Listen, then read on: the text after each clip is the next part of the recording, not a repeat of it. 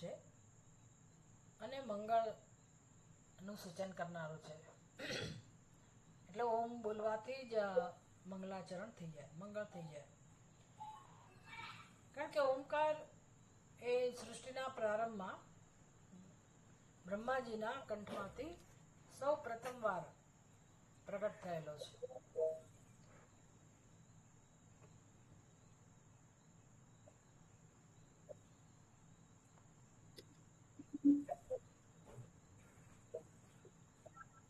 પણ picture clear નથી આવતો.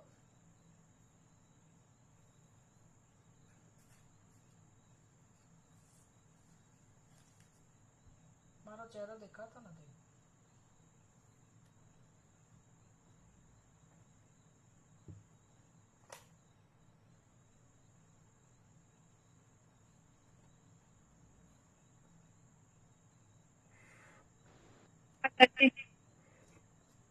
રિયો.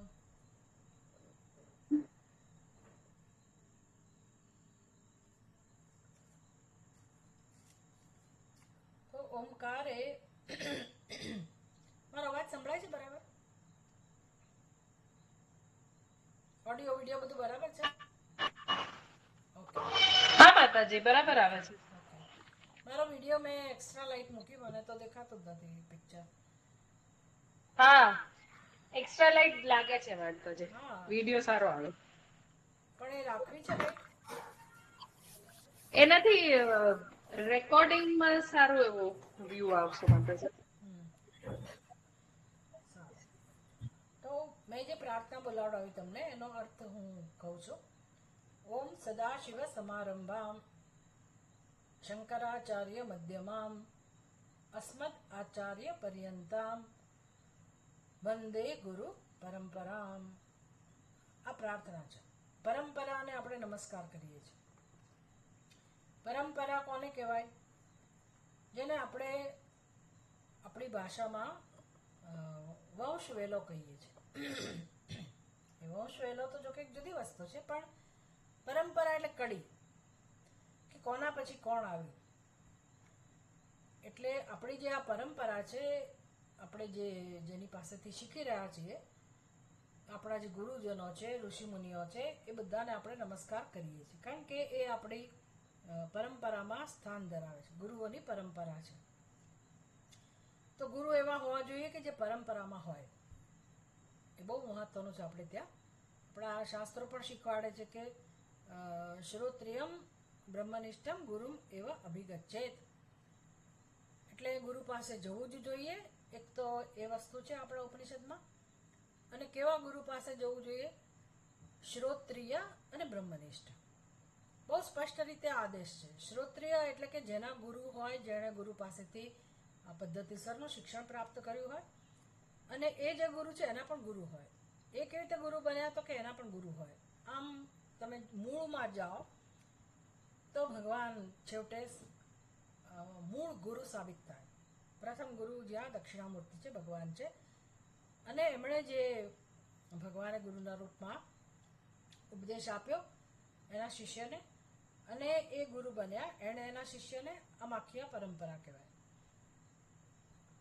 તો પરંપરામાં જે સ્થાન ધરાવતા હોય એવા ગુરુ પાસે જવું જોઈએ, એવો ઉપનિષદનો આદેશ છે, માર્ગદર્શન છે કે ગુરુ પાસે જવું જ જોઈએ મનુષ્ય. અને ગુરુ શ્રોત્રિય હોવા જોઈએ, એટલે કે જેણે પદ્ધતિસરનું શિક્ષણ પ્રાપ્ત કર્યું હોય, શાસ્ત્રનું અધ્યયન કર્યું હોય અને ગુરુ પાસેથી કર્યું હોય. અને બ્રહ્મનિષ્ઠ, જેના જીવનનું ધ્યેય બ્રહ્મ હોય, એ સંસારી ના હોય. બ્રહ્મમાં નિષ્ઠા પ્રાપ્ત કરવી એ જેના જીવનનું મુખ્ય ધ્યેય હોય. આવા ગુરુ પાસે શિષ્યએ જવું જોઈએ એના કલ્યાણ માટે. આવી આપણને સ્પષ્ટ માર્ગદર્શન આપ્યા પછી આપણા જીવનમાં આપણે આ બધું મહત્વ સમજતા થઈએ છીએ.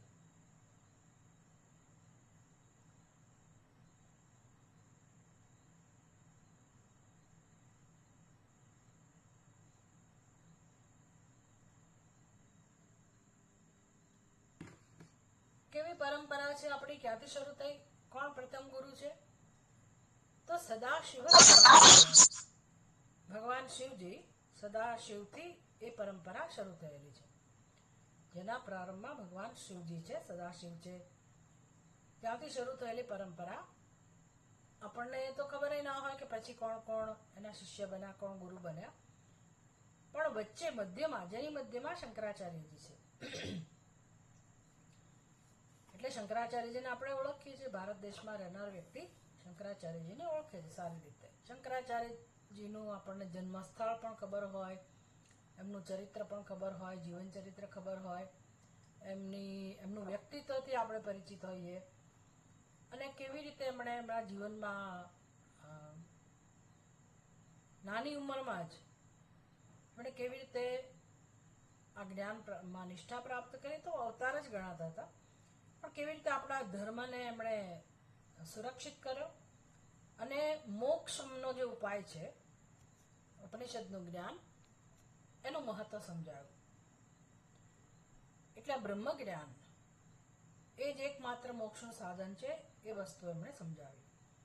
એ મધ્યમાં હતા. પછી એના પછી પણ એના શિષ્યો અનેક શિષ્યો થઈ ગયા. એટલે એ તો 2500 વર્ષ પહેલા કદાચ એમનું અસ્તિત્વ હોય, પણ એમને પછી જેટલા પણ એમની પરંપરામાં જે કઈ શિષ્યો હતા, અને આપણા આચાર્ય સુધી, આપણે જેની પાસેથી શિક્ષણ પ્રાપ્ત કરતા હોય એ આચાર્ય સુધી, અસ્મદ આચાર્ય પર્યંતામ, તો આ પરંપરા હજી ચાલુ છે આપણા દેશમાં. તમે શૃંગેરી મઠમાં જાઓ, દક્ષિણ ભારતમાં કાંચીમાં જાઓ, તો બધા મઠમાં જે પદ્ધતિ છે, સંસ્કૃત ભાષામાં જ એ લોકો એક તો પ્રવચનો આપતા હોય, અને નવા શંકરાચાર્યજીની પસંદગી થતી હોય, તો એ શંકરાચાર્ય જેની પસંદગી થાય એમનું વ્યક્તિત્વ પણ અદ્ભુત હોય, અને ઘણું બધું એ લોકો નાનપણથી જ ટ્રેનિંગ આપતા હોય, અને બધા પ્રકારનું જ્ઞાન એમને અપાતું હોય. પોતે તપસ્વી પણ હોય અને બ્રહ્મ જ્ઞાન પ્રાપ્ત કરતા હોય, અને પછી એમને શંકરાચાર્યનું પદ મળતું હોય. તો અસ્મદ આચાર્ય પર્યંતામ, સ્વામી દયાનંદજી મહારાજ પણ એ જ પરંપરામાં હતા. એમણે જે શિષ્યોને જ્ઞાન આપ્યું, અને હવે જે એ આર્ષ પરંપરા કહેવાય, એને ઋષિ પરંપરા, તો આવી પરંપરાને આપણે નમસ્કાર કર્યા. સદાશિવ સમારંભા શંકરાચાર્ય મધ્યમાં અસ્મદાચાર્ય પર્યંતામ વંદે ગુરુ પરંપરા. આ આપણી પ્રાર્થના છે. એટલે આપણને યાદ રહે કે આપણને આ પ્રાર્થના કરીએ ત્યારે આપણને ખબર હોય કે આપણી સંસ્કૃતિ આવી છે, આવી ગુરુ પરંપરાનું મહત્વ ધરાવીએ છીએ આપણે. આ વ્યક્તિ પૂજા નથી, પરંપરાની પૂજા છે. અને મૂળ ગુરુ જે છે, પ્રથમ ગુરુ જે છે, એ સાક્ષાત ભગવાન શિવજી છે.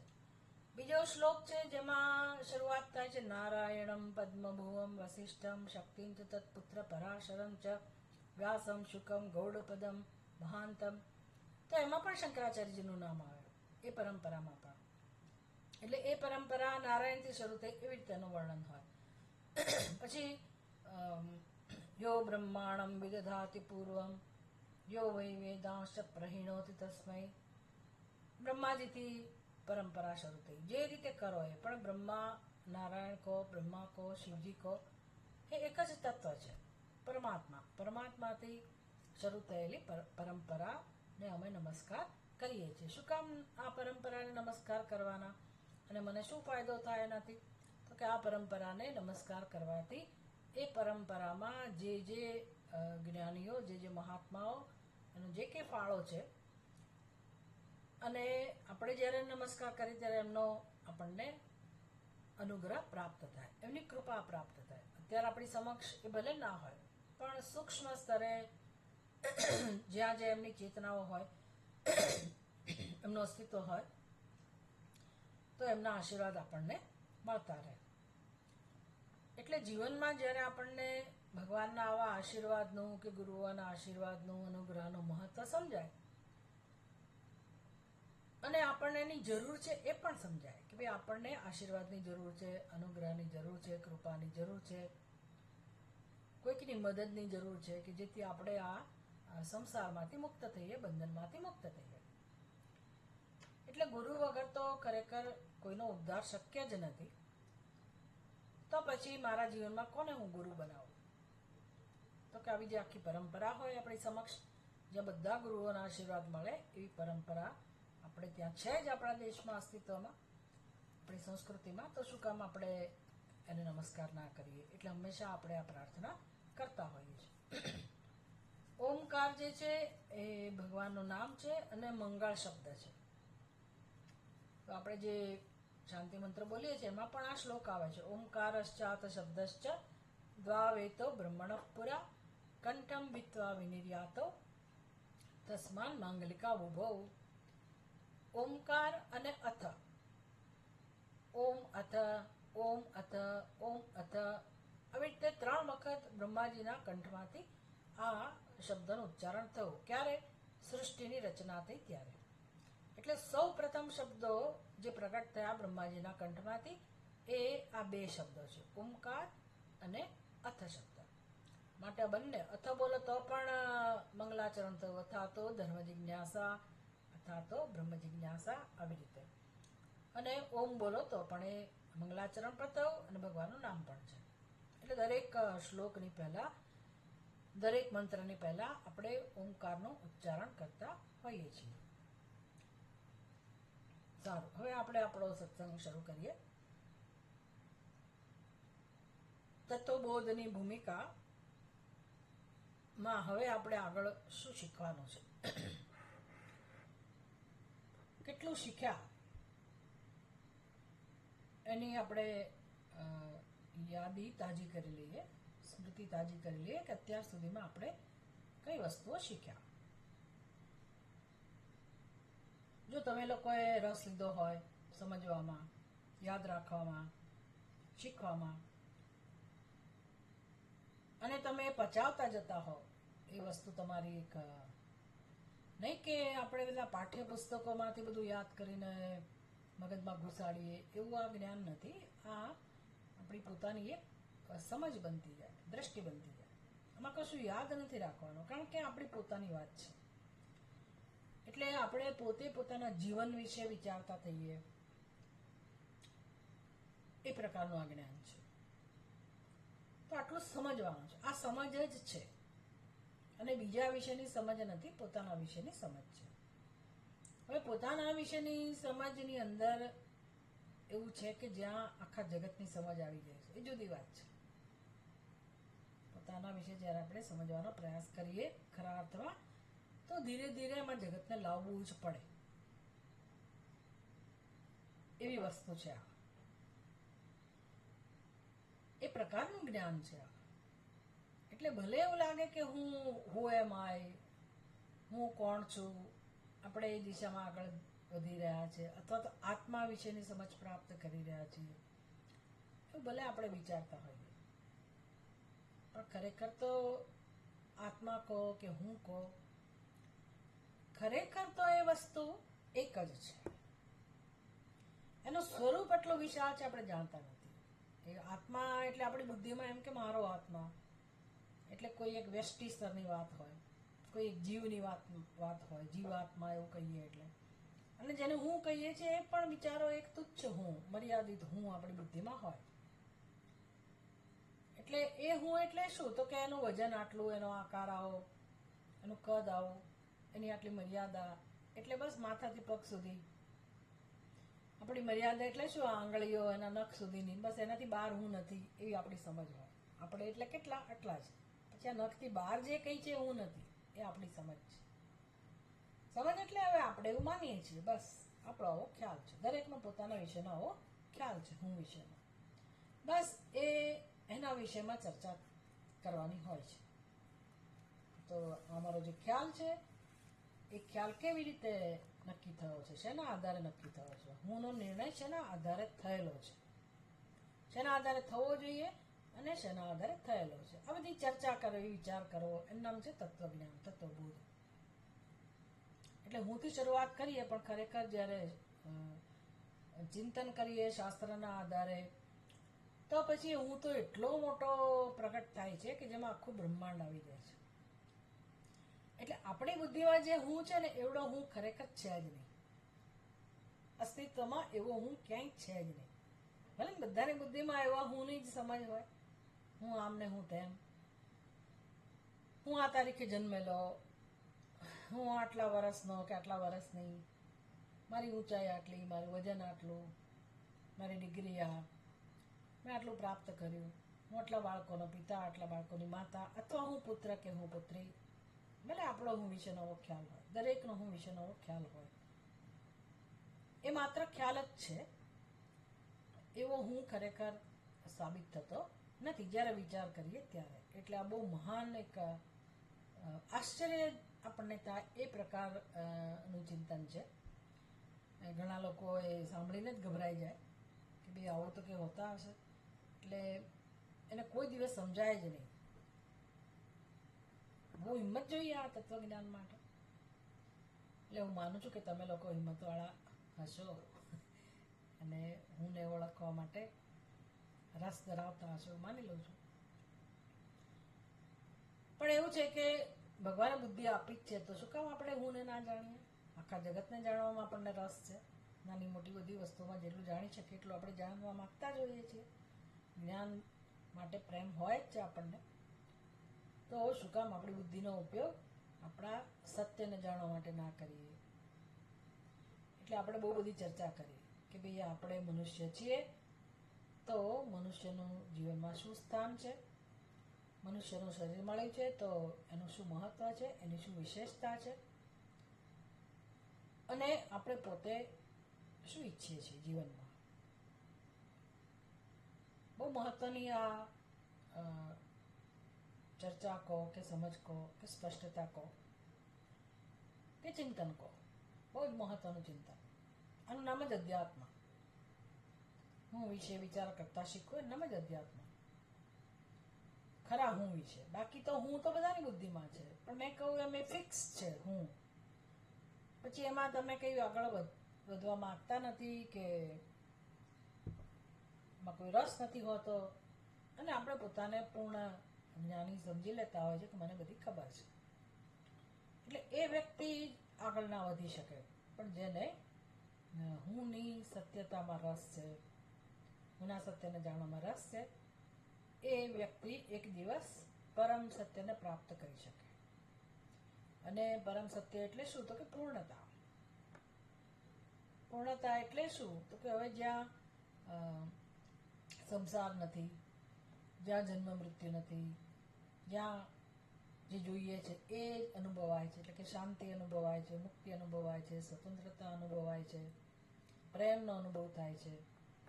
આવું જેનું ફળ છે, જે જ્ઞાનનું, અને જેને આપણે મોક્ષ કહીએ છીએ.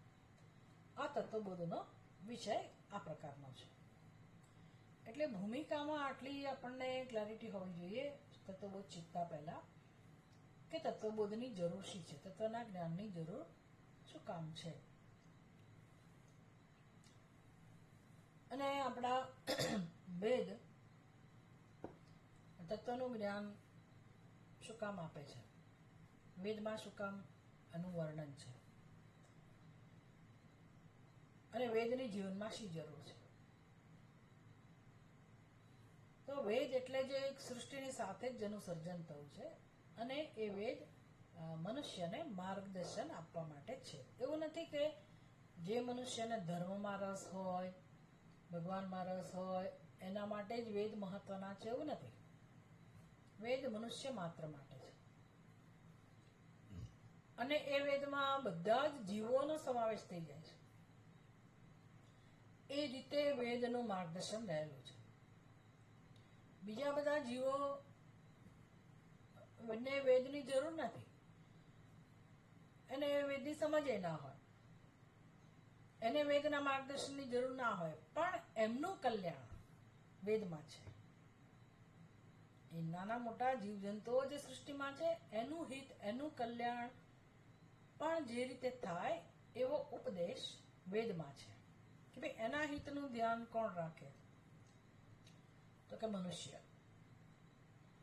આ મનુષ્યનું જીવન એવું હોય કે જેમાં એ બધા જીવોનું પણ સ્થાન હોય, એ બધાનું પણ મહત્વ હોય, એ બધાની પણ કાળજી હોય, જીવ માત્રની કાળજી હોય, જીવ માત્રનું કલ્યાણ થાય એવો મારો વ્યવહાર હોય, એ મારી સમજ હોય, અને હું મારું જીવન જીવું. આ રીતે મારા દ્વારા, એટલે કે મનુષ્ય દ્વારા, મનુષ્યના વ્યવહાર દ્વારા, મનુષ્યના વિવેક દ્વારા જગતના બધા જીવોનું કલ્યાણ થાય એવી વાત વેદની અંદર હોય.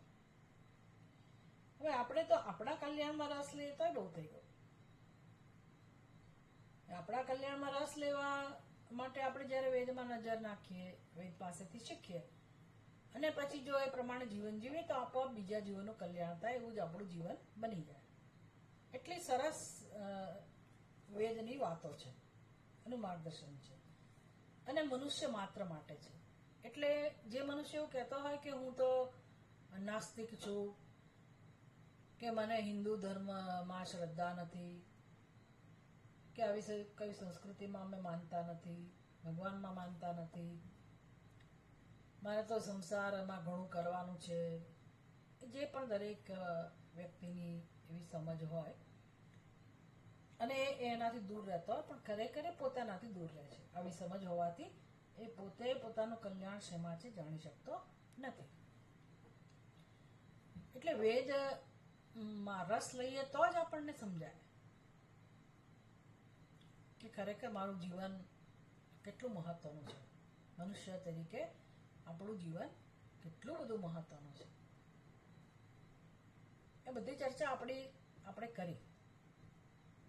એટલે કે દરેક મનુષ્ય શું ઈચ્છે છે જીવનમાં, અને જે ઈચ્છે છે જેનું ધ્યેય કહેવાય. એટલે દરેક મનુષ્ય છેવટે તો સુખ શાંતિ ઈચ્છે છે, જીવન ઈચ્છે છે. દરેકને જીવવું છે, સુખેથી જીવવું છે, અને એને પોતાને એનું જ્ઞાન હોય, અનુભવ થાય એને, એ રીતે સુખ અને જીવન માટે પ્રેમ છે. તો ત્રણ વસ્તુઓ મનુષ્યના જીવનમાં મહત્વની છે, એના હૃદયની ઝંખના છે. જીવવું છે, સુખેથી જીવવું છે, જ્ઞાનપૂર્વક જીવવું છે. અસતોમાં સદગમય, તમસોમાં જ્યોતિર્ગમય, અને મૃત્યોર્માં અમૃતમ ગમય, એની પ્રાર્થના છે દરેક જીવની. એનો જવાબ વેદની અંદર છે, ઉપનિષદની અંદર છે. એટલે જ્યારે મનુષ્યને આ વસ્તુ સમજાય, જે જન્મમાં મનુષ્ય આ વસ્તુ સમજી શકે કે મારી ઈચ્છા એક જ ઈચ્છા છે, અને એ છે પ્રેમની, અથવા શાંતિની, અથવા પરમ સુખની. આ જ એકમાત્ર મૂળભૂત ઈચ્છા છે. એ જ્યારે એને સમજાય તો એ દિશામાં કામ કરી શકે કે એ ઈચ્છા કેમ પૂરી કરવી. એટલે તત્વબોધનું ચિંતન આપણે જે સ્તરે કરી રહ્યા છીએ, એમાં સૌથી પહેલો વિવેક આપણે આ કરતા શીખવું જોઈએ. એટલે કે આપણું મન સંમત થાય, આપણા મન બુદ્ધિ આપણને સાથ આપે, આપણે સાચા અર્થમાં સમજી શકીએ કે જીવ માત્રની ઈચ્છા ખરેખર શું હોય. હવે બધા જીવોને તો આપણે પૂછવા જવાના નથી. હું મારી તો ઈચ્છા જાણું પેલા કે મને શું જોઈએ છે, અને મને અવાજ માટે બતાવજો. અવાજ જ નહીં સંભળાતો શું?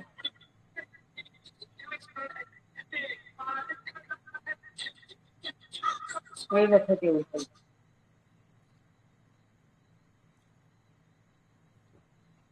એટલે મારી ઈચ્છા જે છે, મૂળભૂત ઈચ્છા, એ તો હું જાણી જ શકું. હવે એ જાણવા માટે મારી પાસે અમુક પ્રકારની બુદ્ધિ જોઈએ, શાંતિ જોઈએ, અનુકૂળતા જોઈએ, એમાં રસ જોઈએ મને. જેને કહેવાય ને કે થોડીક નિરાત જોઈએ જીવનમાં, એ આપણી પાસે નથી. અહીંયા મોટી તકલીફ છે, નિરાત નથી આપણા જીવનમાં. કોઈને પણ પૂછો ને, સમય નથી, સમય નથી. એટલે હવે એને તમે શું કહી શકો, એ વ્યક્તિને શું સમજાવી શકો?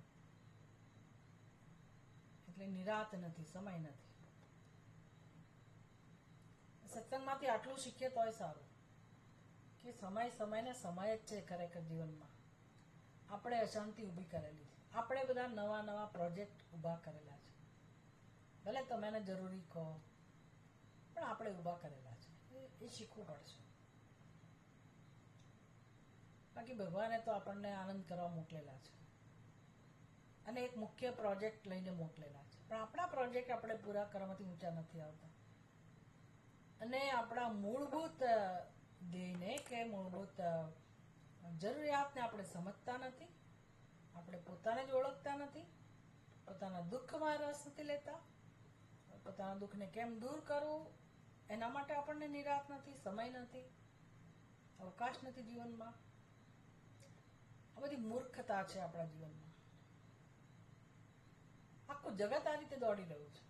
દોડ દોડ દોડ ચાલે. સવારે તમે નીકળો તો આમ ટ્રાફિક દોડતો હોય, સાંજે આમ ટ્રાફિક દોડતો હોય, ઓફિસથી ઘરે જાય, ઘરેથી ઓફિસ જાય, દોડ્યા જ કરે, દોડ્યા જ કરે. આખી જિંદગી ચાલે. આ સમયણા ત્યાં ત્યાંથી શરૂ કરીને રિટાયર તમને કરી દે તોય રિટાયર ના થાય માણસ, તોય નવા નવા પ્રોજેક્ટ હાથમાં લીધેલા હોય. એટલે પોતાના માટે સમય નથી. આ મોટી મુશ્કેલી છે મનુષ્યના જીવનમાં. એટલે જો તમે લોકો સત્સંગ કરી શકતા હો, તમને કરવામાં રસ હોય તો સમજવું કે એમાં ઈશ્વરની કૃપા ઘણી બધી છે. કંઈક તમારાથી પુણ્યકર્મ થયા હશે, સત્કર્મ થયા હશે, તો જ તમે નિયમિત સત્સંગ કરી શકો. શરૂઆત છે, ભલે ને શરૂઆત તો થઈ, પણ એ ચાલુ રહે એના માટે ઈશ્વરની કૃપાની બહુ જરૂર છે.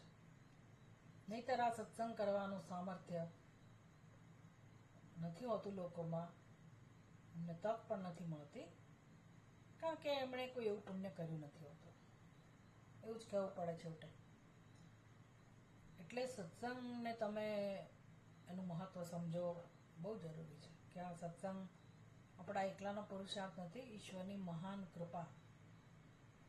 શંકરાચાર્યજી શીખવાડે છે વિવેક ચૂડામણીમાં, મનુષ્યત્વમ, મુમુક્ષુત્વમ, મહાપુરુષ સંશય ત્રયમેત દુર્લભમ. આ ત્રણ વસ્તુઓ અત્યંત મુશ્કેલ છે મનુષ્યના જીવનમાં, અત્યંત દુર્લભ. એટલે કે નથી મળતું મનુષ્યના જીવનમાં. કઈ ત્રણ વસ્તુઓ જીવને નથી મળતી? એક તો મનુષ્યત્વ. વિચાર કરો, મનુષ્યત્વ પ્રાપ્ત કરવું દુર્લભ છે. આપણને એમ તો આટલા બધા મનુષ્યો જન્મે છે પાર વગરના. બીજી કમ્યુનિટીમાં તો કેટલા બધા જન્મ્યા જ કરે, એમને કે વાંધો જ નથી. અમુક જગ્યાએ વસ્તી વધતી જ જાય છે, તો મનુષ્યો તો પાર વગરના છે, દુર્લભ ક્યાં છે? પછી આપણા પુરાણોમાં બધું સમજાવે કે ભાઈ ભારત ભૂમિમાં, પુણ્ય ભૂમિમાં, અમુક ક્ષેત્રમાં, અમુક ખંડમાં, અમુક કલ્પમાં, અમુક યુગમાં, જેવી રીતે આપણા ગુરુજી સ્વામી દયાનંદજી મહારાજ હંમેશા કહેતા કે ભાઈ ગુજરાતમાં જન્મેલો માણસ પુણ્યશાળી છે, એવું કે. પછી ગુજરાતમાંથી સૌરાષ્ટ્રમાં જન્મેલા ઘણા લોકો એવું કે ત્યાં એ ભૂમિમાં, પવિત્ર ભૂમિમાં જન્મેલા. કેમ એવું કહો છો? સ્વામી દયાનંદજી મહારાજ તો દક્ષિણ ભારતના હતા, એ કેમ એવું કે ગુજરાત બહુ પુણ્ય ભૂમિ છે? કહે છે કે ભાઈ ત્યાં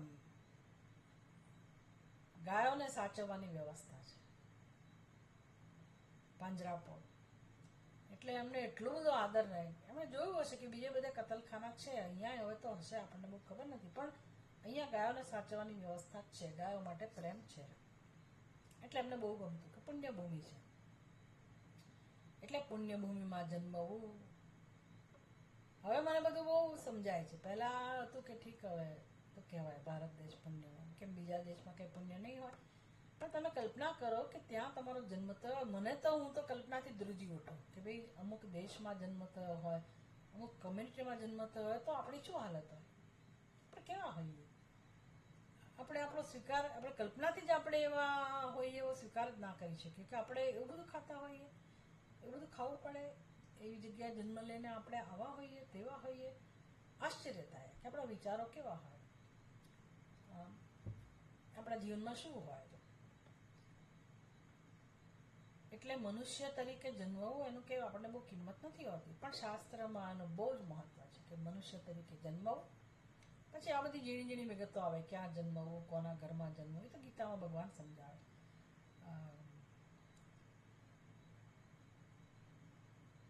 બુદ્ધિમતામ કુલે ધીમતામ કુલે શુચિનામ શ્રીમતામ ગેહે, ગીતામાં ભગવાન આવું સમજાવે. જો આવા કુળમાં જન્મ્યા હો તો સમજવું કે હું તમારી જવાબદારી લઈ રહ્યો છું, વગેરે વગેરે. બીજી વસ્તુ મુમુક્ષુત્વ. મનુષ્ય તરીકે જન્મ્યા પછી પણ આપણે ભોગીલાલ ના રહીએ. ભોગીલાલ નામ હોય છે ને, એનો અર્થ એવો નહીં કે ભાઈઓની જ વાત છે, બહેનોના કંઈક બીજા નામ હશે, રસીલા એવા કંઈક નામ હશે,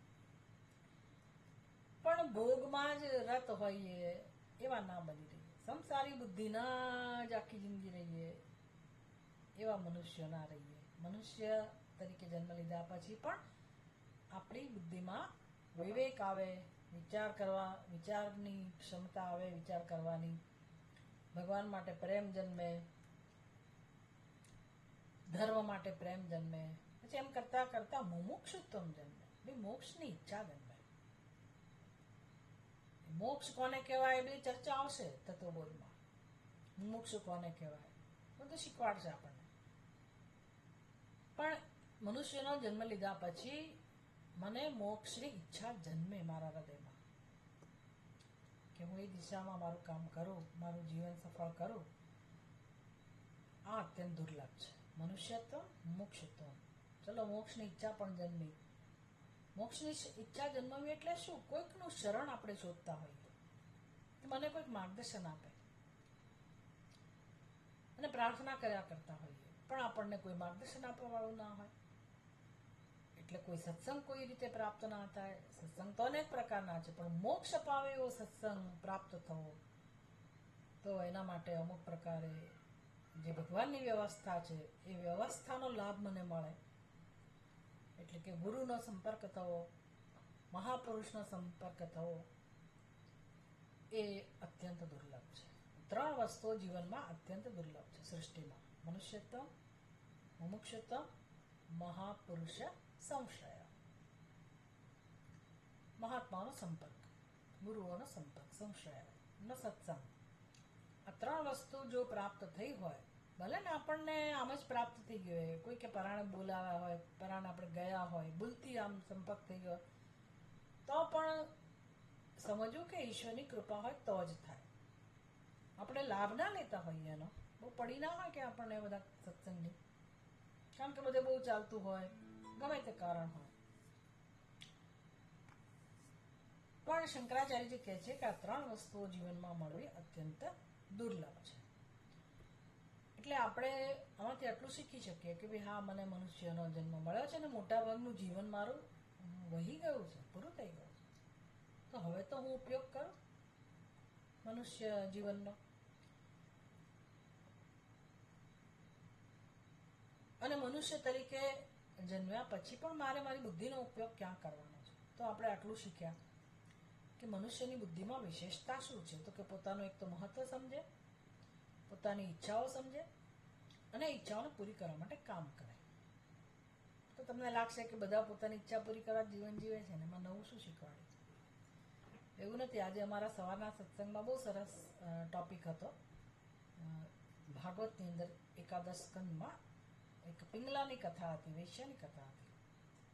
બહુ સુંદર રીતે સમજાવે છે. અંદર ગુરુ દત્તાત્રેય યદુરાજાને સમજાવે છે કે કેવી રીતે એ પિંગલા વેશ્યાના જીવનમાં કેવી રીતે પરિવર્તન આવ્યું, કેવા વિચારો શરૂ થયા.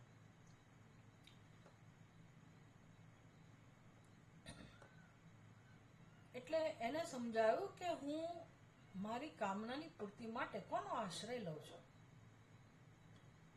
એને દુઃખ શરૂ થયું ત્યારે પોતાના વિચારો વ્યક્ત કરે છે કે અરે રે, હું કેટલી મૂર્ખ છું, હું કેવી અજ્ઞાની છું કે મારી કામનાની પૂર્તિ માટે હું કેવી વસ્તુઓનો આશ્રય લઈને જીવન જીવું છું, જેનાથી મને દુઃખ, ભય, ચિંતા, આસક્તિ આ બધું મળ્યું છે.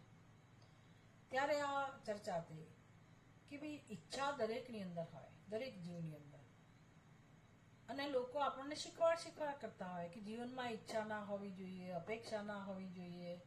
કેમ તો કે અપેક્ષાથી દુઃખી થવાય છે, અપેક્ષા રાખવાથી જ માણસ દુઃખી થાય છે, માટે તમે અપેક્ષા ના રાખો. સારું, અપેક્ષા ના રાખું હું. મારો અનુભવ એ કહે છે કે અપેક્ષા રાખવાથી દુઃખ થાય છે એટલે હું ના રાખું. અને બધા સમજાવે પણ છે કે અપેક્ષા ના રાખો એટલે હું સ્વીકારું. પણ એનો અર્થ એવો તો નહીં કે હું સુખી થઈ જાઉં. હું દુઃખી છું એ તો રહે જ છે સ્થિતિ. અપેક્ષાઓ રાખવાથી હું દુઃખી છું, અપેક્ષા નથી રાખતી તો પણ હું દુઃખી જ છું. ભલે ત્યાંથી અપેક્ષા ના રાખી એટલે હવે એ નિમિત્ત ગયું દુઃખનું, કે ત્યાંથી સુખ ના મળ્યું એ મારે હવે નહીં સહન કરવું પડે, પણ કે મને મારી પાસેથી તો સુખ નથી જ મળતું. એટલે જે સુખની ઈચ્છા છે એ અપેક્ષા તમે કેવી રીતે નિવૃત્ત કરી શકો, દૂર કરી શકો? સુખની ઈચ્છાને તમે દૂર કરી જ ના શકો, એ તો રહેવાની જ. તો શીખવાનું શું છે? શાસ્ત્ર શું શીખવાડે છે? સત્સંગમાંથી શું શીખવાનું છે? તો કે સુખની ઈચ્છા નું નિમિત્ત એટલે સુખ જ્યાંથી આપણે ઈચ્છીએ છીએ ત્યાં કંઈક આપણી ભૂલ છે. સુખની ઈચ્છામાં કંઈ દોષ નથી. સુખની ઈચ્છા હોવી એ સ્વાભાવિક છે. એટલે આપણે ચર્ચા કરી કે ભાઈ મારી મૂળભૂત ઈચ્છા કઈ છે. ઈચ્છા હોવી એ સારી વસ્તુ છે, પણ શેની ઈચ્છા હોવી એ સમજવાની જરૂર છે. આપણી બુદ્ધિમાં અનેક કામનાઓ છે, તો એ કામનાઓ આપણી ખરી કામના હોત તો ભગવાનને વાંધો નહોતો, તમે પૂરી ભલે કરો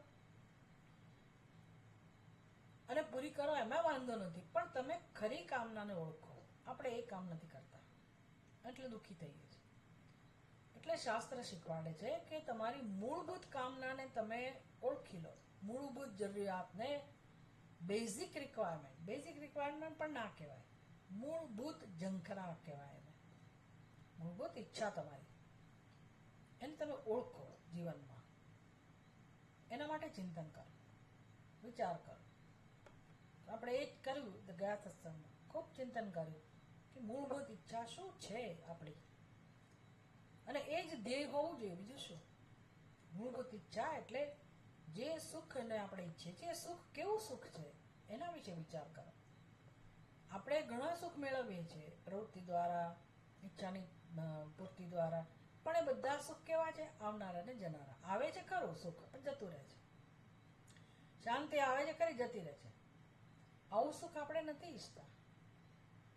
આપણે જે સુખને ઈચ્છીએ છીએ સુખનું સ્વરૂપ આપણે વિચારવાનું છે કે કેવા પ્રકારનું સુખ આપણે ઈચ્છીએ છીએ. તો કે અનંત સુખ, શાશ્વત સુખ, પૂર્ણ સુખ, નિર્નિમિત્ત સુખ, નિરતિશય સુખ, એટલે જેનું કોઈ નિમિત્ત ના હોય, જ્યાં કોઈ શરત ના હોય, એવા પ્રકારનું સુખ જેમાં કોઈ પ્રયત્નની જરૂર ના પડે, સહજ મળે, નિશ્ચિંતતા ભરેલું સુખ, સરળ સુખ, સહજ સુખ, પૂર્ણ સુખ. આવા સુખની ઈચ્છાવાળા આપણે છીએ. તો આ ઈચ્છાને ઓળખવી એ મુખ્ય પુરુષાર્થ છે જીવનમાં, અને પૂરી કરવી એ જ એકમાત્ર પુરુષાર્થ છે, જેને મોક્ષનો પુરુષાર્થ કહેવાય. એટલે તો પછી બાકીના જે 3 પુરુષાર્થ છે, ધર્મ, અર્થ, કામ, જેની આપણે વિસ્તારથી ચર્ચા કરી, એ બધા પુરુષાર્થ આ મુખ્ય પુરુષાર્થનું સાધન છે. ભલે આપણે એને ટેમ્પરરી અને આપણે જીવનમાં અપનાવીએ છીએ, પણ એ કે આપણો મુખ્ય પુરુષાર્થ નથી. પુરુષાર્થ એટલે આપણે ગુજરાતી ભાષામાં એને પ્રયત્ન કહીએ છીએ. પુરુષાર્થ એટલે પ્રયત્ન, ભાઈ પુરુષાર્થ કરવો જોઈએ. પણ સંસ્કૃત ભાષામાં પુરુષાર્થનો અર્થ શું થાય? પુરુષૈહિ અર્થતે, એટલે મનુષ્ય દ્વારા. પુરુષ એટલે મનુષ્ય દ્વારા જેને ઈચ્છવામાં આવે છે, મનુષ્ય જેને ઈચ્છે છે એને પુરુષાર્થ કહેવાય. તો દરેક મનુષ્ય શું ઈચ્છે છે? પરમ શાંતિ, પરમ સુખ, પરમ આનંદ, સ્વતંત્રતા, જન્મ મૃત્યુમાંથી મુક્તિ. આવું દરેક મનુષ્ય ઈચ્છે છે, એટલે મોક્ષ ઈચ્છે છે બધા. તો જીવનનો એક જ પુરુષાર્થ છે, મોક્ષ. એ સમજ પ્રાપ્ત થાય અથવા તો એ પુરુષાર્થ કરવા માટે આપણે સક્ષમ બનીએ, પરિપક્વ બનીએ, એના માટે બાકીના 3 પુરુષાર્થ આપેલા છે. એક તો શાસ્ત્રએ આપેલો છે. શાસ્ત્રએ કયો પુરુષાર્થ આપ્યો?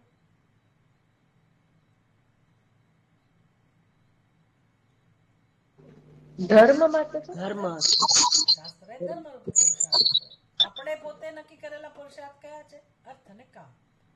એ અર્થ. શાસ્ત્રએ નથી આપેલા, એ તો આપણે આપણી અંદર છે જ. કોઈ કહે કે ના કહે, દરેક વ્યક્તિ એ તો કરવાનો જ છે. દરેક મનુષ્ય એ રીતે જ જીવન જીવે છે, એને જ જીવન કહે છે. પણ આપણા દેશમાં, બરાબર સમજી લો, આપણા જ દેશમાં ધર્મ પુરુષાર્થ છે. આપણી સંસ્કૃતિમાં જ ધર્મ રૂપે પુરુષાર્થ છે. અને એ પુરુષાર્થ બાળપણથી જ છે. એ કે 60 વર્ષ પછી કરવાની વસ્તુ નથી. ધર્મ તો પહેલેથી જ આપણી સંસ્કૃતિમાં, એટલે ગર્ભમાં બાળક હોય ત્યારથી જ એને આપણે ભગવાન સાથે જોડીએ છીએ, સંસ્કાર આપીએ છીએ. ગર્ભદાન સંસ્કાર, ગર્ભાધાન સંસ્કાર. પછી બાળક જન્મ્યા પછી પણ જેટલા સંસ્કાર જાત જાતના હોય, કે ભાઈ એને સૌથી પહેલા એની જીભ ઉપર એને સુવર્ણ પ્રાશ કહેવાય, એ પ્રકારનો સંસ્કાર હોય. પછી અક્ષરાભ્યાસ હોય, પછી એનું ચૌલ કર્મ એટલે કે બાબરી તમે કહો, એ બધું ઉપનયન સંસ્કાર, કેટલા બધા એક પછી એક સંસ્કાર. પછી વિવાહ, બધા સંસ્કાર છે. અને અંતિમ સંસ્કાર સુધીના. એટલે બધા જ સંસ્કાર એક ધર્મ છે અને શાસ્ત્રએ આપેલા છે. એ આપણને મળેલી ભેટ છે. આપણને આનું કશું ખબર મહત્વ જ નથી, કારણ કે જાણતા નથી. કરવા ખાતર કરી નાખે લોકો, પણ એની પાછળની દ્રષ્ટિ આપણે જાણતા નથી કે શું કામ આ બધું છે. એટલે શાસ્ત્ર કહે છે કે જીવ દરેક અવસ્થામાં ભગવાન સાથે જોડાયેલો રહે. હું મારી માના ગર્ભમાં હોઉં ત્યારે હું કશું ના કરી શકું મારા કલ્યાણ માટે, પણ મારી માતા કરે, એ શ્રવણ કરે, એ ભાગવત રામાયણ કશું ભગવાનનું નામ લે, પૂજા પાઠ કરે, જેથી મને સંસ્કાર પ્રાપ્ત થાય. વિચાર કરો, આવું કઈ સંસ્કૃતિમાં હોય? મારા મૃત્યુ પછી હું કશું ના કરી શકું, કોઈક બીજા લોકમાં હો, ગમે તે સ્થિતિમાં હો, તો મારા સંતાનો, મારા એટલે મારા નહીં, તમારા, એ સંતાનો મારી તૃપ્તિ માટે શ્રાદ્ધ કરે, તર્પણ કરે. કેટલી ઉત્કૃષ્ટ વ્યવસ્થા છે કે જેથી મારી ગતિ ચાલુ રહે. આ બધું ધર્મ શીખવાડે છે. ધર્મ રૂપી પુરુષાર્થ આપણને શાસ્ત્ર આપે છે. એની પાછળનું આપણે કશું જાણતા નથી.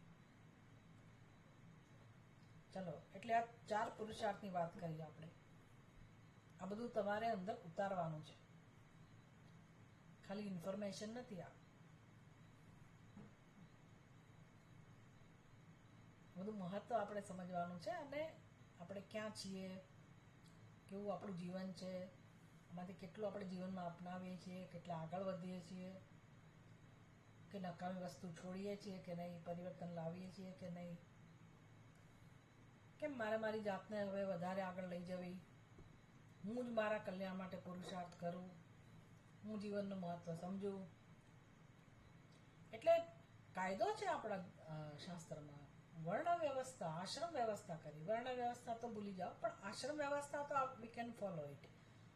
કે ભાઈ 25 વર્ષ સુધી જે શિક્ષણ હતું, પછી ગૃહસ્થ આશ્રમ, 50 વર્ષે એટલે પછી ગૃહસ્થ આશ્રમની સમજ પ્રાપ્ત થઈ જવી જોઈએ, મેચ્યોરિટી આવવી જોઈએ કે ભાઈ હવે પૂર્ણ વિરામ. એ આશ્રમમાં જે બન્યું તે. હવે આજકાલ તો ગૃહસ્થ આશ્રમ બધો ખેલ જેવો થઈ ગયો. લગ્ન કર્યા 6 મહિના થયા, લગ્ન કર્યા 2 વર્ષ થયા, કરોડો રૂપિયા ખર્ચ્યા, અને હવે છૂટાછેડા થયા, ફલાણું થયું, ઢીકણું થયું.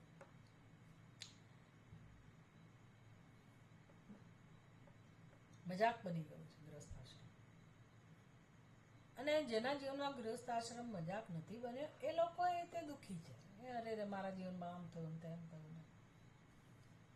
પોતે સુખી થયા તો પોતાના સંતાનોની ચિંતા હોય, અથવા પોતે ગમે તેટલું કષ્ટ સહન કર્યું હોય, કર્તવ્યનું પાલન કર્યું હોય, પણ એનું ફળ નથી મળ્યું, એનો અફસોસ હોય, ઘણું બધું હોય. પણ હવે એ બધું પરિપક્વતા કોને કહેવાય? આપણા શાસ્ત્ર આપણને શું શીખવાડે છે કે ભાઈ 50 વર્ષ થયા એટલે હવે ગૃહસ્થ આશ્રમમાં જે બન્યું એની પાછળ તમારું પ્રારબ્ધ, ઈશ્વરની યોજના, આ બધું જ હતું. પણ હવે એ બધું પૂરું થઈ ગયું, પૂર્ણ વિરામ આવી જવું જોઈએ. સફળતા તો સફળતા, કહેવાતી સફળતા, કહેવાતી નિષ્ફળતા, આ બધા ઉપર પૂર્ણ વિરામ આવી જવું જોઈએ કે જે થયું તે ભલે થયું, ભાઈ સંતાનો મારા આવા છે, ઠીક છે, ઈશ્વરની ઈચ્છા. તમે તમારું કર્તવ્ય બરાબર કર્યું એટલે બરાબર. પછી એ પણ એનું પ્રારબ્ધ લઈને જ આવતા હોય અને એને પુરુષાર્થ કરવાનો હોય. એ ન સમજે તો તમે શું કરો? એટલે તમે તમારું જીવન આગળ વધારો. કહેવાનું તાત્પર્ય એ છે કે 50 વર્ષ પછી હવે તમે તમારા માટે જીવન જીવતા શીખો. હવે સમાજમાં આવું તો બહુ લોકો બોલતા હોય છે કે જીવી લો, માણી લો, એન્જોય યોર લાઈફ. ક્યાં પછી જોવા બધું પૂરું થઈ જ જવાનું છે ને. હવે તમે છૂટા થયા, હવે એન્જોય કરી લો. એટલે રિટાયર થયા પછી લોકો અહીંથી ત્યાં જાય, ત્યાંથી ત્યાં જાય, ફર્યા જ કરે, અમે એન્જોય કરીએ છીએ. એટલે એની સમજ આટલી જ છે. એન્જોય કરવું એટલે શું એટલું જ જાણે છે. આખી જિંદગી કે મોજ ના કરી હોય, મોજ શોખ પૂરા ના કરી શક્યા હોય એટલે હવે આવી રીતે કરે. આ સંસારની સમજ છે અથવા તો સમાજની સમજ છે. આપણી સમજ શું હોવી જોઈએ? આપણી સમજ શું હોવી જોઈએ કે 50 વર્ષ પછી હવે આપણે આપણા માટે જીવન જીવવાનું એટલે શું? હું મારા જીવનને સફળ બનાવું. ભોગવવા માટે જીવન જીવવું હોય તો તમે તમારા જીવનને નિષ્ફળ બનાવી રહ્યા છો. ભોગવવાથી કે આનંદ મળતો નથી. ભોગવો કોણ ના પાડે છે? ખાવા પીવાની, હરવા ફરવાની કોઈ ના નથી પાડતું. પણ તમારી બુદ્ધિનો ઉપયોગ તો કરતા શીખો. તમે જે જાણવા માટે ભગવાને જે જન્મ આપ્યો છે તો એનો તો ઉપયોગ કરો. સત્યને તો જાણી લો. હવે તો શીખો કે જન્મ છે શેના માટે. એટલે એ જાગૃતિ આવવી જોઈએ કે ભાઈ હવે મારા જીવનનું ધ્યેય હું ઓળખું અને એ દિશામાં કામ કરું. એટલે કે મોક્ષ એક જ પુરુષાર્થ છે અને હવે એના માટે મારે પ્રયત્ન કરવાનો છે, જીવન જીવવાનું છે. આમ 4 પુરુષાર્થની વાત કરી. સારું, એટલે મોક્ષ જો પુરુષાર્થ હોય તો મોક્ષ કોને કહેવાય એની પણ વાત કરી કે ભાઈ જે નિત્ય સુખ આપણને જોઈએ છે અને એ જ મારી ઈચ્છા છે, તો એ ઈચ્છાને પૂરી કરવા પુરુષાર્થ કરો એના મોક્ષનો પુરુષાર્થ. પણ મોક્ષનું સ્વરૂપ કોને કહેવાય? કે ઈચ્છા પૂરી કેવી રીતે થાય? અનંત સુખની ઈચ્છા કેવી રીતે પૂરી થાય?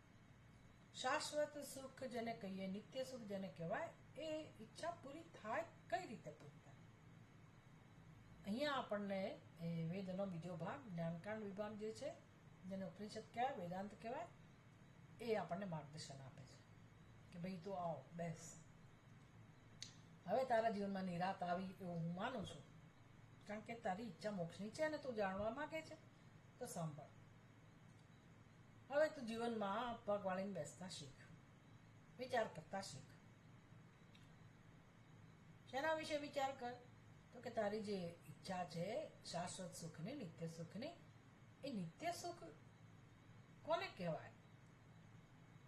નિત્ય સુખ કોને કહેવાય? જે ઉત્પન્ન થાય એને નિત્ય કહેવાય કે જે હોય જ એને નિત્ય કહેવાય? નિત્ય કોને કહેવાય? હોય જ એમ. આપણી સમજ નિત્યની સમજ કેવી છે? એવી જ છે ને કે ભાઈ નિત્ય કોને કહેવાય? તો કે જે હંમેશા હોય. સત્ય કોને કહેવાય? તો કે જે ત્રણેય કાળમાં હોય એને સત્ય કહેવાય, જે હંમેશા હોય. એનો અર્થ કે એ નિત્ય સુખ ઉત્પન્ન કરવાની વસ્તુ નથી, એ સિદ્ધ જ હોય. આ પણ તત્વબોધની અંદર આવશે જ, વિસ્તારથી આવશે. એટલે હું એટલું બધું ડીપમાં નહીં જાઉં, પણ જસ્ટ તમને આઈડિયા આપું છું કે તમારે હવે શેના માટે તૈયાર થવાનું છે. તો કે આવા બધા ચિંતન માટે તૈયાર થવાનું છે. આપણે તો બુધવારે મળતા હોઈએ છીએ, પણ બાકીના દિવસોમાં તમારી બુદ્ધિમાં આ પ્રક્રિયા ચાલતી રહે.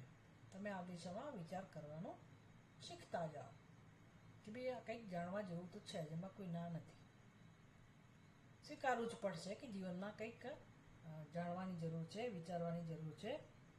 અને મને આ જ ગમે છે, મારા હિતમાં જ છે, હું જે ઈચ્છું છું એનું જ મને માર્ગદર્શન મળી રહ્યું છે. અને જે અત્યંત સરળ છે આ વસ્તુ, અને જેમાં આપણને પ્રેમ છે, જે રસપ્રદ વિષય છે, કારણ કે આપણી જ વાત છે, આત્માની જ વાત છે. એટલે આપણને એમાં આપણે પોતે એના માટે તૈયાર થઈએ, આપણે એમાં રસ લેતા થઈએ, આપણને એમાં જબરજસ્તી ન લાગે, આપણે જાતે જ સત્સંગ માટે આવી જઈએ. જેટલા લોકોએ નામ લખાયા તેમાંથી કેટલા ટકા? 5% લોકો માંડ આવતા હશે. એટલે મેં આ ભૂમિકાનો વિચાર કર્યો કે ભાઈ થોડીક આ ભૂમિકા સાંભળે તો પછી લોકોને એમ થાય કે ના ભાઈ કંઈક શીખવું તો જોઈએ આપણે જીવનમાં. પણ એ બિગિનિંગમાં જ ના આવે તો પછી તો આવવાના જ નથી. ઇટ્સ ઓકે, આપણે કંઈ એની જરૂર નથી, પણ જે આવે છે એને આ બધું મહત્વ સમજાય કમસે કમ. અને ફ્યુચરમાં કોઈ ઓનલાઈન સાંભળે અને એને કે મહત્વ સમજાય અને જોડાય. આપણું ધ્યેય એક જ છે કે લોકો પોતાનું જીવન સફળ બનાવે, બીજું કોઈ આપણને રસ નથી. અને આ વિશે તમે એવું ના માનવું કે તમે થોડુંક જ વિચારી શકો કે સમજી શકો. દરેકની બુદ્ધિ સમષ્ટિ સાથે, પરમાત્મા સાથે જોડાયેલી છે. એટલે જ્ઞાન બધાની બુદ્ધિમાં ઉપલબ્ધ થઈ શકે. જે આ માટે અવેલેબલ હોય, જેની બુદ્ધિ આ તત્વને જાણવા માટે હાજર હોય, ઉપલબ્ધ હોય, તો શું કામ એની બુદ્ધિમાં જ્ઞાન પ્રગટ ના થાય? જ્ઞાન કોઈનો ઇજારો નથી, અને આપણે એની સાથે જોડાયેલા જ છીએ પરમાત્મા સાથે, તો આપણી બુદ્ધિમાં એ જ્ઞાન ધીરે ધીરે પ્રગટ થાય છે. આપણે દરવાજા ખોલવાની જરૂર છે. એટલે આટલું જો સમજ્યા હોઈએ આપણે કે મોક્ષ એનું સ્વરૂપ કેવું છે, તો કે જે વસ્તુ સિદ્ધ છે એની ઈચ્છાવાળા છીએ. એટલે આપણી ઈચ્છા કોની ઈચ્છા થઈ એ સમજી લો. આપણા મનમાં જે પરમ સુખની ઈચ્છા છે, ખરેખર કોની ઈચ્છા થઈ? તો પરમ સુખ સ્વભાવ કોનો છે? પરમાત્માનો. સચ્ચિદાનંદ પરમાત્માનું સ્વરૂપ છે. એટલે આપણે પરમાત્માની કામના વાળા છીએ, પરમાત્માની ઈચ્છા વાળા છીએ. દરેક જીવ પરમાત્માની ઈચ્છા વાળો છે. માણસો સમજી શકે એમ છે, કારણ કે દરેકનું સત્ય પરમાત્મા છે. દરેક જીવ એને ઈચ્છે છે. એટલે આ ઈચ્છા ખરેખર તો વિભૂતિ છે. એટલે ઈચ્છા ન હોવી જોઈએ કહેવાની જરૂર જ નથી. તમે ઈચ્છાને ઓળખો, અને એ ઈચ્છા છે એ ન હોય એવું બને જ નહીં. આ ઈચ્છા કોઈના હૃદયમાં ન હોય એવું બને જ નહીં. કોઈ આ ઈચ્છાની આડે આંખ આડા કાન ન કરી શકે. આપણે જાણતા નથી, એટલે આપણે જે ખોટી ઈચ્છાઓ છે ને એને સાચી માની લીધેલી છે, અને એની પાછળ જીવન પૂરું કરી દઈએ છીએ. ઈચ્છા એક જ છે, બાકી બધી ઈચ્છાઓ તો કાલ્પનિક ઈચ્છાઓ છે. જે ખરેખર ઈચ્છા છે આપણી પરમ સુખની, એ એક જ ઈચ્છા સાચી ઈચ્છા છે. અને એ ઈચ્છા ન હોય એવું બને જ નહીં. જે જન્મેલા છે એની બુદ્ધિમાં, એના હૃદયમાં આ ઈચ્છા હોવાની જ. અને એનો અર્થ કે હોય તો બહુ સારું કહેવાય. તો આપણે એ ઈચ્છાને પૂરી કરવા જીવન જીવીએ. બસ આટલું જ વિવેક કરવાનો છે કે મારા મનમાં જે મૂળભૂત ઈચ્છા છે પરમાત્માની જ ઈચ્છા છે. પરમાત્માની કામના વાળા છીએ આપણે, અનંતની ઈચ્છા વાળા છીએ. નાની સૂની ઈચ્છા વાળા આપણે નથી. તો શું કામ એ બધી ઈચ્છાઓને મહત્વ આપીને દુઃખી થઈએ કે ભાઈ મારી આ ઈચ્છા પૂરી નહીં થઈ, પહેલી પૂરી ના થઈ. થઈ હોય તોય શું, ના થઈ હોય તોય શું? આપણે તો અહીંથી જતા જ રહેવાના છીએ, બધું છોડીને વળી પાછા આવવાના છીએ, અને એનું એ બધું કામ કરવાના છે. નવું કશું કરવાનું નથી. એની બદલે આ જન્મમાં થોડોક તો બુદ્ધિનો ઉપયોગ કરી લઈએ, જે મારી દિશા બદલી નાખો. એવી પરમાત્માની ઈચ્છા હોય તો હું એ દિશામાં કેમ કામ ના કરું? એટલે વેદાંત શાસ્ત્ર આ બધું શીખવાડે છે આપણને. તત્વબોધ એટલે આવું બધું, તત્વનું જ્ઞાન. એટલે તત્વની ઈચ્છા વાળા આપણે છીએ. તત્વ એટલે જ પરમાત્મા. તત્વ કોને કહેવાય? જેમ કે ઘણા બધા માટીના પાત્રો હોય, તો પાત્રો તો અનેક છે, પણ તત્વ કોને કહેવાય? તો કે બધા પાત્રો જેમાંથી બનેલા છે ને તત્વ કહેવાય. સોનાના અનેક અલંકારો હોય, તો તત્વ કોને કહેવું? તો કે અલંકારો જેમાંથી બનેલા છે એને તત્વ કહેવાય. એટલે એ તત્વ બધામાં હોય, બધાનું સત્ય હોય, બધાનો આત્મા હોય. એમ આપણું પણ કોઈ સત્ય હોવું જોઈએ ને, આપણું પણ તત્વ હોવું જોઈએ ને. આપણે પણ કશાકમાંથી જન્મેલા છીએ, તો બધા શેમાંથી જન્મેલા છે? એ જે બધા જ એના બનેલા છે, જળ ચેતન બધા, આખું બ્રહ્માંડ જે કઈ છે બધું જેમાંથી બનેલું છે એમનું તત્વ. એનું જ્ઞાન આપણે પ્રાપ્ત કરવાનું છે. શું કામ પ્રાપ્ત કરવાનું છે? કારણ કે એ મારું સ્વરૂપ છે અને એની ઈચ્છા છે. એટલે આપણે તત્વની ઈચ્છા વાળા છીએ, પરમાત્માની ઈચ્છા વાળા છીએ. હું કોને પૂછું કે પરમાત્મા કેવો છે? કોને કહું? કોણ મને કહે? ક્યાં જાઉં? કારણ કે બધા પરમાત્માની ઈચ્છા વાળા છે. કોણ મને માર્ગદર્શન આપે? એટલે ગુરુમેવ અભિગત છે, જે ગુરુએ આ તત્વને પોતાના ગુરુ પાસેથી જાણેલું છે. એમ આખી પરંપરા અને એનું પ્રમાણ પરમાત્માના સ્વરૂપનું. કોણ જણાવી શકે કે પરમાત્મા આખા જગતનું કારણ છે, પરમાત્મા તત્વ છે, કોણ જણાવી શકે? તો આપણા વેદ ઉપનિષદ.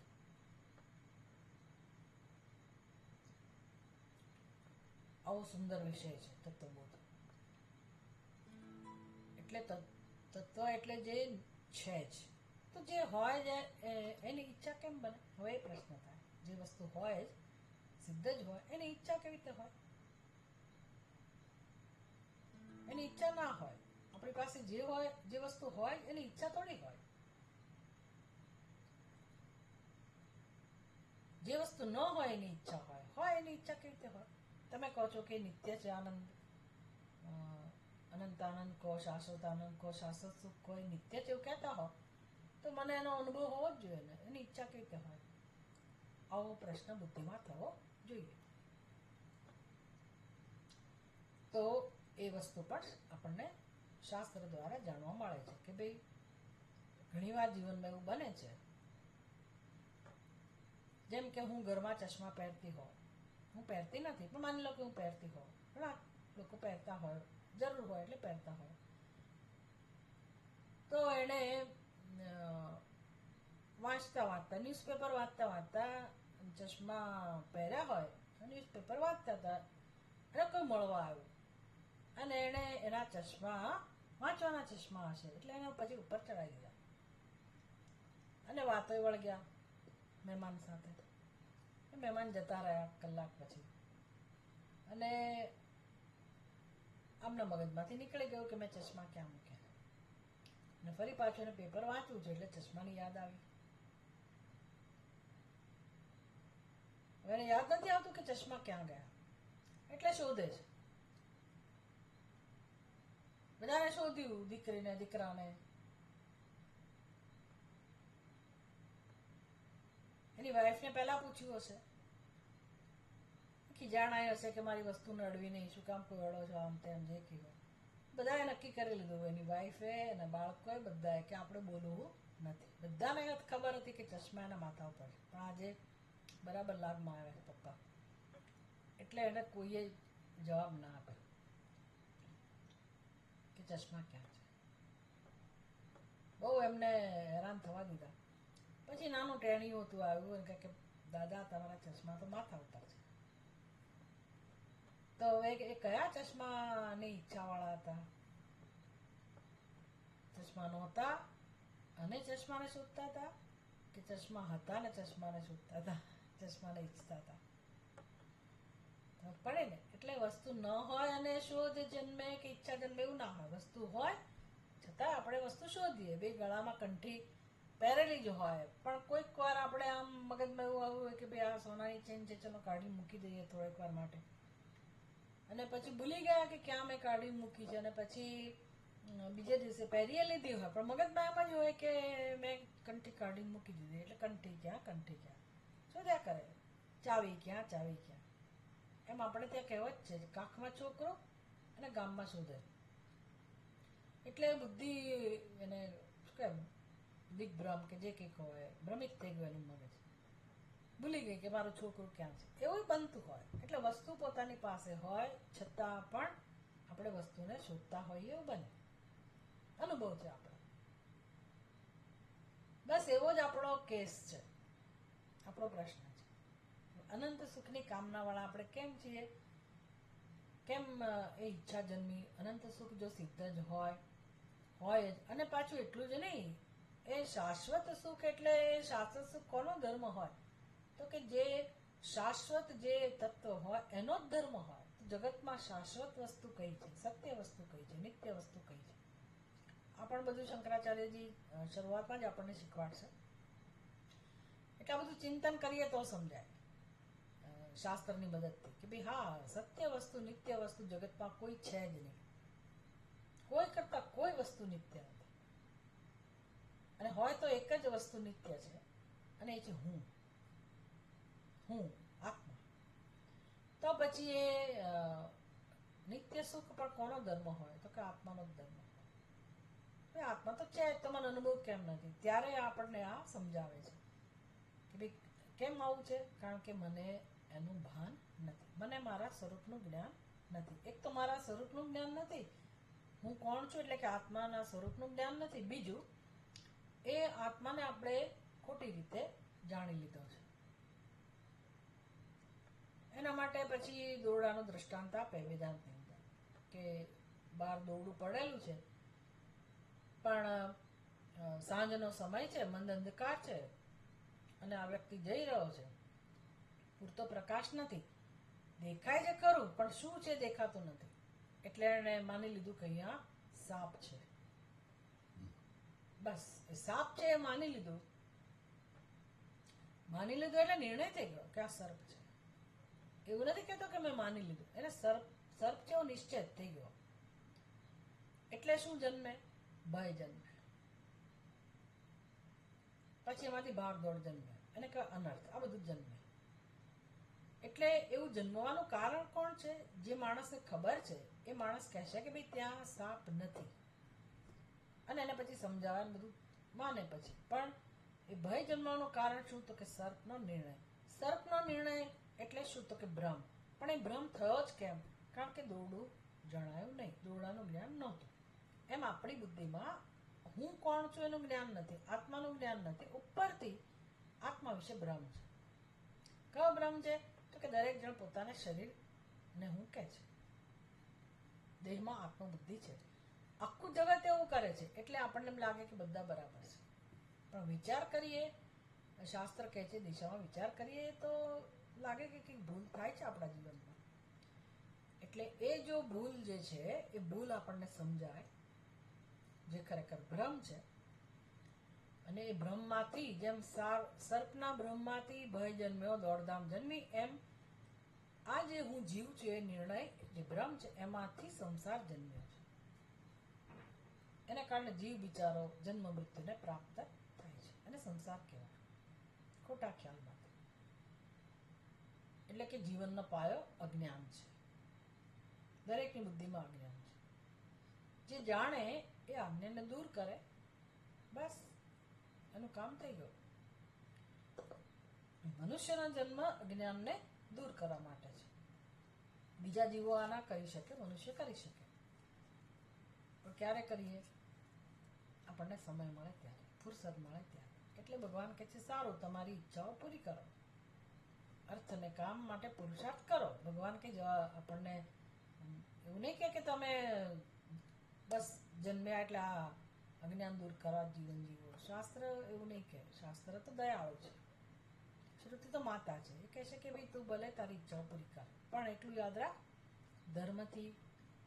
ધર્મ પુરુષાર્થને સાથે રાખીને તારી ઈચ્છાઓ પૂરી કરજે અર્થ કામની. તો એક દિવસ તારા જીવનમાં એ પુણ્ય તને લઈ જશે આગળ, અને તું મોક્ષ માટે તૈયાર થઈશ. એટલે હવે આપણે જો વિચારવા તૈયાર હોઈએ, હવે આપણને કોઈ એવી ચિંતા ના હોય કે અરે હું કેમ જીવન જીવીશ, લગ્ન વગર કેમ જીવાશે, બાળકો વગર કેમ જીવાશે, પૈસા વગર કેમ જીવાશે. હવે એવી ચિંતાઓ ના હોય, ના હોવી જોઈએ.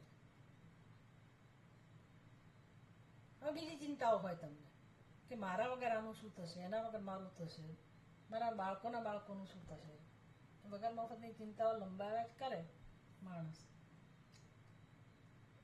તો ભગવાન કે સારું, તું તારા મનમાં જીવન પૂરું કર. તું તો કઈ રહેવાનો નથી, કોઈ અહીંયા રહેવાનું નથી. એટલે તારો સમય આવે ત્યારે જતા જ રહેવું પડશે. તારા બાળકોનું કોણ કરશે? તારા બાળકો મરી જવાના છે? તારા બાળકોનું જીવન નહીં ચાલે? ભગવાન એવી કે આપણને સમજ આપવા આવવાનું નથી, આપણે સમજવાનું છે.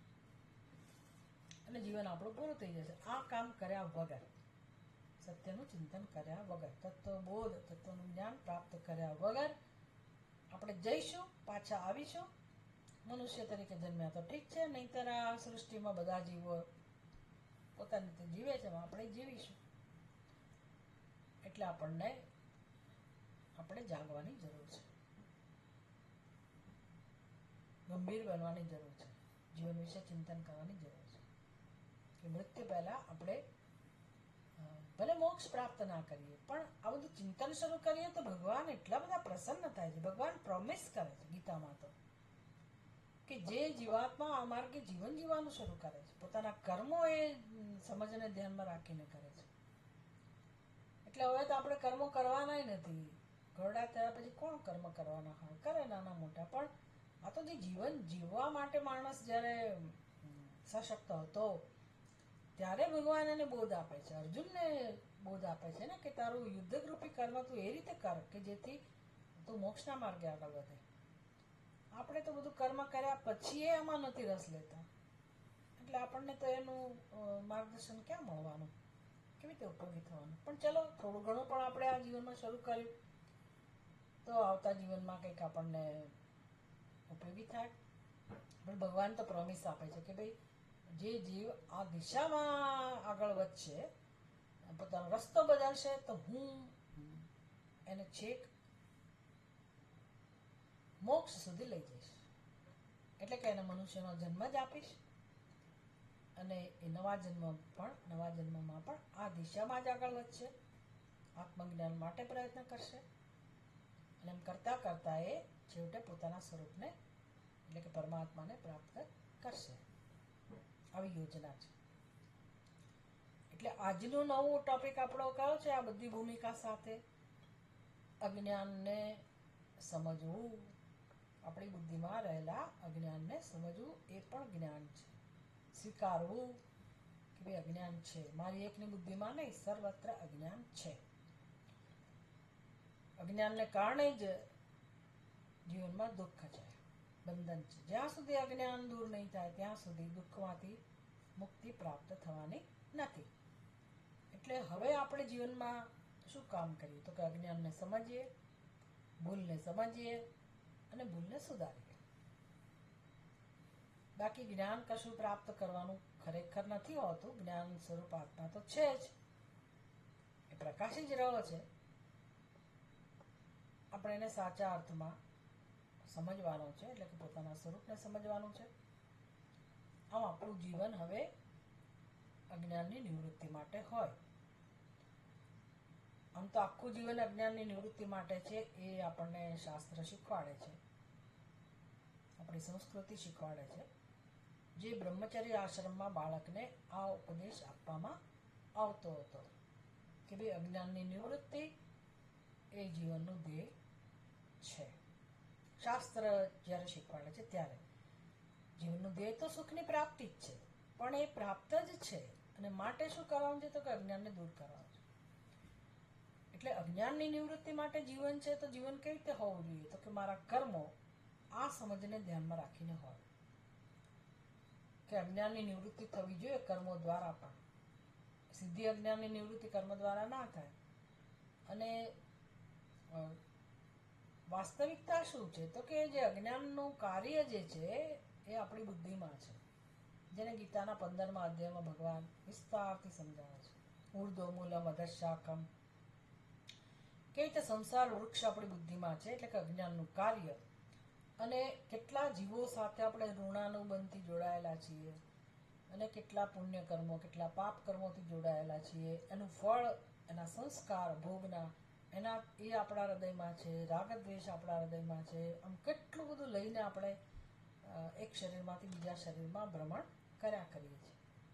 એટલે અજ્ઞાન થોડું આજનું છે, આ જન્મનું છે, થોડાક દિવસોનું છે. અનાદિકાળથી અજ્ઞાન છે. એટલે એના સંસ્કારો હોય જ આપણી બુદ્ધિમાં, સૂક્ષ્મ શરીરમાં, આપણા હૃદયમાં. આ બધું લઈને આપણે ફરીએ છીએ.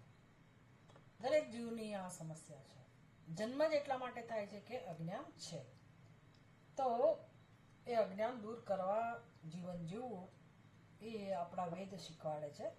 અને અજ્ઞાન દૂર કરવા જીવન જીવવું એટલે શું તો કે બધા કર્મો જ અજ્ઞાન દૂર કરવા માટે હોય. એટલે કર્તવ્યનો ઉપદેશ કે જ્યાં અપેક્ષા ના હોય, જ્યાં આપવાનું જ હોય. તો એનાથી મને શું લાભ થાય તો કે આ ખોટા સંસ્કારો જે છે એમાંથી મુક્ત થો અને એનું પાછું એક પુણ્ય મળે, અંતઃકરણ શુદ્ધ થાય. એટલે આખું જીવન જ આપણું દિવ્ય બની જાય. એ તો કોઈ આપણને શીખવાડ્યું નહીં, એટલે આપણે આપણી રીતે કર્મો કર્યા. એટલું સારું છે કે તમે લોકો એટલે તમારામાં જે નાની ઉંમરના છે એ કર્તવ્ય કર્મ જ કરી રહ્યા છે. હું જોઉં છું એટલે ત્યાં સુધી તો સલામત છો કે ભાઈ તમને ખબર નથી તોય તમે સારી ભાવનાથી કર્મો કર્યા એટલે તમને એનું ફળ મળી જ રહ્યું છે અને મળશે. પણ નવી પેઢીમાં આ બધું હવે માર્ગદર્શન નહીં હોવાથી લોકો કર્તવ્ય કર્મ કરતા જ નથી. હું શું કામ કરું, એનું કોઈ મહત્વ જ નથી. એટલે હવે એમને તો આપણે કહી ના શકીએ, એમને જે સંસ્કાર મળે એ પ્રકારે એમનો વિકાસ થાય. પણ કર્તવ્ય કર્મનું પ્રયોજન ભલે ખબર નહોતી પણ કર્યા તો ખરા ને એટલે એનું ફળ તો મળે જ છે. તો સત્સંગ કરવાથી આપણે જે કંઈ આખી જિંદગી સહન કર્યું હોય, ભોગ આપ્યો હોય અને એવું માનતા હોઈએ કે ભાઈ મને કંઈ ના મળ્યું, તો ભલે કંઈ ના મળ્યું, ભલે કંઈ ના મળ્યું, મોક્ષ માટેની તક મળી ગઈ, દ્વાર આપણને પ્રાપ્ત થયું, ઉત્તમ ફળ મળી ગયું. લોકોએ ભલે કદર કરી કે ના કરી પણ ઈશ્વરે કદર કરી છે અને કર્તવ્ય કર્મથી જે અંતઃકરણ શુદ્ધ થયું છે, પરિપક્વતા છે આપણી અંદર. આ બધું કંઈ મફતમાં નથી મળતું. બહુ કિંમતી વસ્તુઓ આપણને ભગવાને આપેલી છે, ફળ મળેલું છે અને આપણું કર્તવ્ય કર્મ નકામું નથી ગયું અને આપણે એ પ્રમાણે જીવન જીવ્યા છે એટલે આપણે નસીબદાર છીએ. આપણા કર્મો તો એ રીતે થયા પણ છતાંય નવી જે પેઢી છે અને નાનપણથી જ જેને આ સમજ હોય કે મારા કર્મો આ ભાવનાથી કરવાના છે મારે અને જેથી હું મોક્ષ પ્રાપ્ત કરું, અજ્ઞાનની નિવૃત્તિ થાય, એટલા માટે સત્સંગ નાની ઉંમરથી હોય. ગીતા નાનપણમાં હોય, યુવાનીમાં માણસના જીવન જીવવા માટે ગીતાનું માર્ગદર્શન હોય, પણ નથી. આપણે ત્યાં એનું કોઈ મૂલ્ય જ નથી. લોકો નથી સમજી શકતા આ વસ્તુ. એટલે ગીતાના ઉપદેશ પ્રમાણે કર્મ કર્યા હોય, જીવન જીવ્યા હોઈએ પછી આ ચિંતનની શરૂઆત થાય. પછી હું કોણ, આત્માની સમજ, પછી વૈરાગ્ય વાળા હોઈએ, આપણે ભક્તિ વાળા હોઈએ, થોડા જ્ઞાન માટે પ્રેમ વાળા હોઈએ. આવું બધું હોય તો આ ભગવાનની ભેટ કહેવાય, બહુ મોટી કૃપા કહેવાય. એનાથી જ આપણને સંતોષ હોવો જોઈએ, આનંદ હોવો જોઈએ. અને એટલું જ નહીં, નેક્સ્ટ જનરેશન, તમારા બાળકો પણ આ બધું શીખે કે ભાઈ હા મારા મમ્મી પપ્પા આવું કરતા હતા, દાદા દાદી એવું કરતા હતા એટલે જીવનમાં આ તો આવવું જ જોઈએ કોઈ એક તબક્કે, એવું એ લોકો પણ શીખે. તો આ બધી ભૂમિકા સાથે હવે આપણે તત્વબોધનો ગ્રંથનો પ્રારંભ કરીશું. એટલે બધાને PDF તો આપેલી જ છે, તો આવતા વખતથી આપણે એક એક શ્લોક લઈશું અને એની ચર્ચા શરૂ કરીશું. તમારામાંથી કોઈને કંઈ પ્રશ્ન પૂછવો હોય તો થોડીક મિનિટો છે આપણી પાસે, તમે પૂછી શકો. મેં આમ તો હોમવર્ક પણ આપ્યું હતું કે તમારે પ્રશ્નો લઈને આવવા.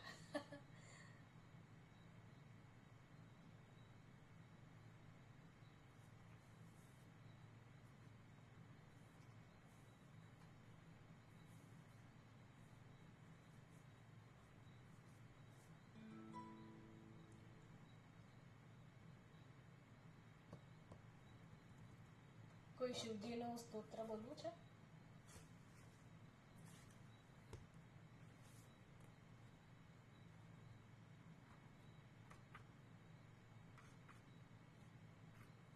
તમે ગયા વખતે કયું સ્તોત્ર બોલ્યા હતા?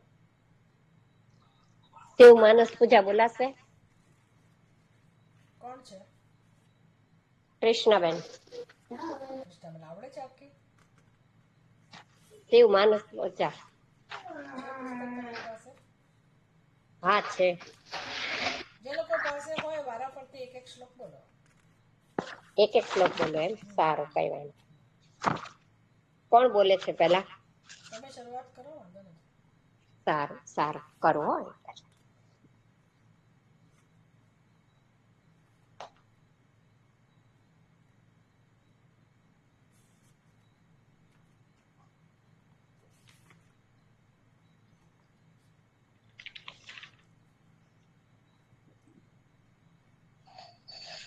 શિવ માનસ પૂજા. રત્ને કલ્પિતમાસनं હિમજલે સ્નાनं ચ દિવ્યાંબરં નાનારત્નવિભૂષિतं મૃગમદા મોદાંકિतं ચંદનમ જાતે ચંપકબિલ્વપત્રરચિતम् પુષ્પं ચ ધૂપ તથા દીપમ દેવદયાનિધે પશુપતે હૃત્કલ્પિતમ ગૃહ્યતામ. નિધિ છે તારી પાસે? નિધિ પાસે હે? નિધિ? હા માતાજી છે. હા, બીજો શ્લોક બોલ. સૌવર્ણેન વરત્નખण्डरचिते पात्रे धृतं पायसम् It is ઘૃતમ, not ધૃતમ. भक्ष ઘૃતમ. ओके ઘૃતમ મતલબ ઘી. पात्र ओके पात्रे घृतं पायसं भक्ष्यं पञ्चविधं पयोदधियुतं रम्भाफलं पानकं शाकानामयुक्तं જલમ રુચિકરમ. शाकानायुतं जलं रुचिकरं कर्पूरखण्डोज्ज्वलं ताम्बूलं मनसा मया विरचितं भक्त्या प्रभो स्वीकुरु. મહર્ષિ? મહર્ષિ છે? હા માતાજી. હા માતાજી. હા બોલો. છત્રમ ચામરયોર્યુગમ વ્યજનકમ ચાદર્શકમ નિર્મલમ વીણાભેરી મૃદંગ કાહલ કલા. કલા ગીતમ ચ નૃત્યમ તથા સાષ્ટાંગ પ્રણતિ સ્તુતિર સાષ્ટાંગમ પ્રણતિ સ્તુતિર બહુવિધા. સ્તુતિર્બહુવિધા યે તત્ પ્રસ્તમ મયા સંકલ્પેન સમર્પિતમ તવ વિભો પૂજામ ગૃહાણ પ્રભો. માતાજી બોલો. કોણ? અમે હા બોલો બોલો. આત્મા तं गिरिजामति सहचरा प्राणा शरीरं गृहं पूजा ते विषयोपभोगरचना निन्द्रासमाधिस्थितिः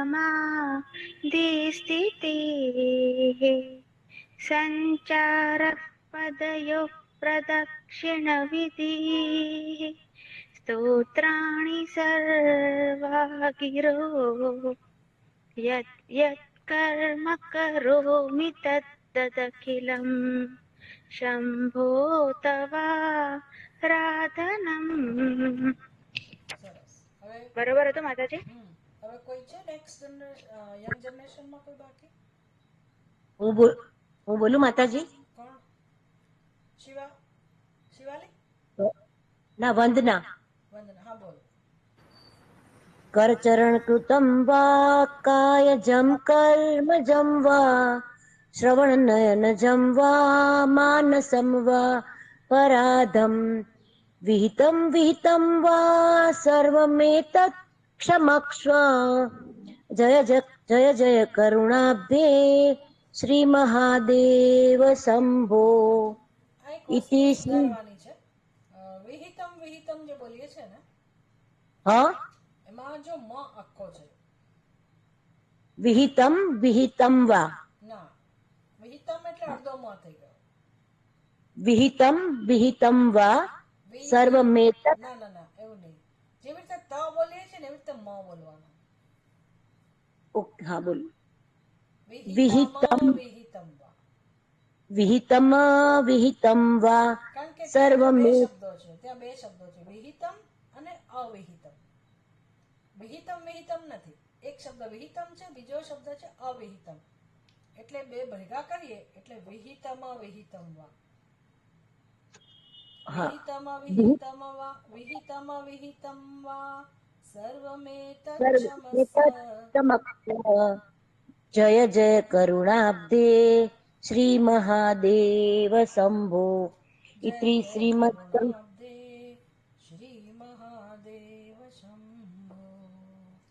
જય જય મા- એક મિનિટ.